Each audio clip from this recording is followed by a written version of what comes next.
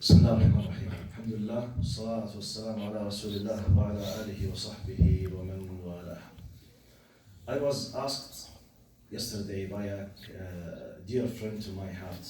He said, Doctor, I was about to do, I'm quoting now his words, how can I know what I'm doing is tashaddud wa ta'assub, or this is part of Islam? Now, he was in a context, was trying to do something. Now, some people around him, they told him this is extremism. You should not do it in this way. Other group, they say this is ta'assub. Okay, fanaticism. You are a muta'assib, you are a fanatic, you are an extremist. He said, I'm confused. How can I know that they are the extremists and the fanatists and not me, or it's me who's the extremist or them? How? He's still a young man. The one who asked me this question, a young man, still at the beginning of his way.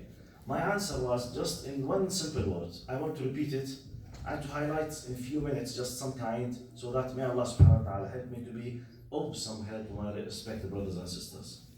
I told him basically you can't, unless if you have ilm. Understanding what is fanaticism, what is tashaddud, what is extremism and not, it's not a peanuts.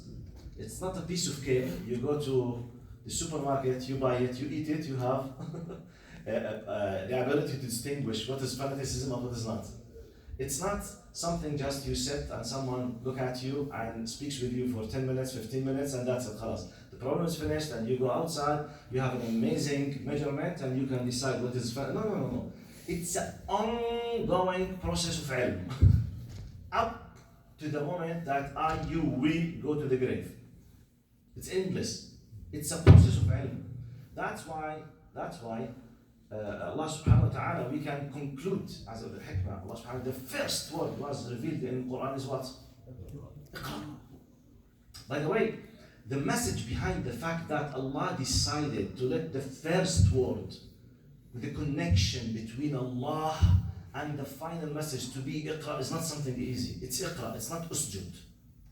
And by the way, one of the things that I used to do with my first year class students, in our terminology in Georgia University, we call them sanafir. You know sanafir? Smurfs?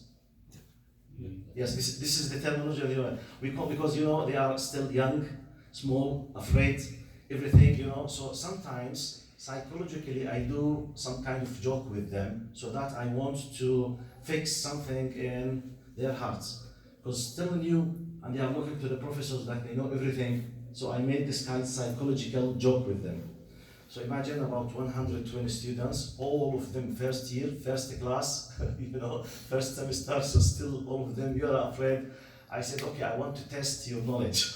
I want to see how many of you really, you have good knowledge about Islam. I said, tell me, what is the first word that was revealed? Was it usjud or u'bud? Which one of them? Did they stop? They start looking at themselves as if there's another Quran, because the way that I put it, I say, tell me what is the first. Is it usjud or u'bud? So I do not give them a third option. I don't ask them what is. I say, is it or, wallahi, some of them say, look, this is another Quran, maybe we don't know it. So they have a doubt for a second in their mind. When some of them, they say, it's Iqra, I say, yes, it's Iqra. Even though the ultimate goal of Islam is وَمَا خَلَقْتُ الْجِنَّ وَالْإِنسَ إِلَّا لِيَعْبُدُونَ, which is u'bud. Yet the first ayah was Iqra. Because if there is no Iqra, there is no u'bud. If there is no ilm. And the hadith that we repeated many times, the one who killed 99, he went to a worshipper, Abid. No result. He killed him. The worshipper himself caused the death of himself, by his ignorance. قال ثم دل على عالم. So what's the message? The message, and to be honest with you, it was not my words, not to stay very philosophical and ambiguous, ghamid in your minds. I will give you one simple example, just about what I'm talking, because I did answer in this question. I said, look, now when you have ilm, you will understand this, the ilm, the science of ilm al-rijal. It's very, by the way, علم الرجال, it has no translation in other languages, by the way, because it does not exist in any other culture or religion or sect in the history of the world. It does not exist, علم الرجال. This is very specific ilm. No one knows it except Muslims on earth. So even you want to translate it, by the way, when you translate something, you need something similar in the other place so that you make the resemblance, and you translate from two. If it does not exist, how can you translate it? The mind does not know it. How to translate it? You can't. Unless you explain the details to tell them about what I'm talking about. علم الحديث, علم الرجال, علم التجريح. Yeah, by the way, even this terminology, it has no translation. In which how we receive the narration, the chain of the narrators, for example, okay? And we do tests the validity of persons, as for علم الحديث, علوم القرآن, علم أصول الفقه, the knowledge of the principles of Islamic jurisprudence. Amazingly, when I study something like that and have a lot of things, then I can understand. I gave him a simple example. I said, look, now, for example, al-niqab, with covering the face. Al-niqab, I mean just covering the face, not the hijab, which is covering the body, which is wajib. Now, al-niqab, if I don't have knowledge and I lived in X country and I have simple, naive personality, maybe the only thing that I will know that this is part of Islam and it is wajib or fard, and that's it. If you have ilm, you will be able to know, because you read that al-niqab, there is a dispute since the time of the Sahaba. Ibn Abbas and Ibn Mas'ud themselves, they don't agree on whether it's wajib or not. It's not me and you. It's not Sheikh, ex-Sheikh in Azhar now and other Sheikh and so. No. From the time of the Sahaba, which means if someone decided to take a niqab as wajib, may Allah accept. It is a valid opinion. And if another sister decided not to wear the niqab, she is not fasiqa.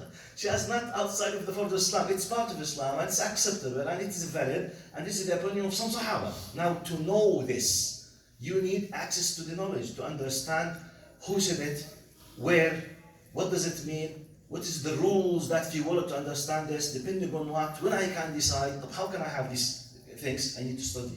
I need to know. So my simple answer, I'm sorry, it's a little bit philosophical, but because just a few hours ago I was tackling this point. I said maybe it's good to share you with this. I want to enjoy understanding Islam. Enjoy spreading Islam, I need the ilm. It's not just wishful thinking. It's not because I'm good and nice and my heart loves Allah, I can solve my problems and I can enjoy understanding, enjoy spreading. Okay, I can be a good, nice Muslim if I want just to close my door, wait for death. Yes, maybe I need something later. But once if I want really to enjoy, understand and spreading, I must spare some of my time to seek the knowledge. By this, really, you will feel how powerful Islam is. And by the way, sometimes you will do the thing and maybe you do not do the thing while have a full trust that you are doing the right thing because you have the knowledge. أسأل الله سبحانه وتعالى أن يفقهنا ويعلمنا. صلى الله عليه وسلم.